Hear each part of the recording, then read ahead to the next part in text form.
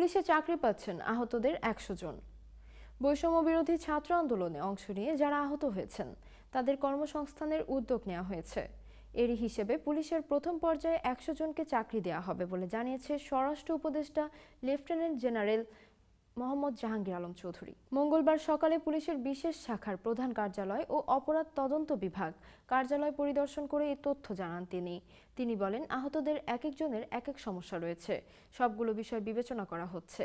এর আগে ১০০০ শিক্ষার্থীকে ট্রাফিক ডিউটিতে নেওয়ার জন্য প্রপোজাল লেটার দেওয়া হয়েছে বলে জানান তিনি। যারা ৩ থেকে ৪ ঘন্টা ডিউটি করবেন, এখন পর্যন্ত ৪০০ জনকে অন্তর্ভুক্ত করা হয়েছে। জাহাঙ্গীর আলম চৌধুরী আরও বলেন, এর বাইরেও ট্রাফিক ডিউটিতে কাজ করার জন্য আইনশৃঙ্খলা বাহিনীর অবসরপ্রাপ্ত সদস্যদের নিয়োগের জন্য প্রপোজাল লেটার দেওয়া হয়। আশা করেছিলাম তাদের অনেককে পাবো, কিন্তু আশানুরূপ সাড়া পাইনি। আমরা ৫০০ জনকে দিয়ে শুরু করতে চেয়েছিলাম, কিন্তু এখন পর্যন্ত ৫০ জনের মতো পেয়েছি।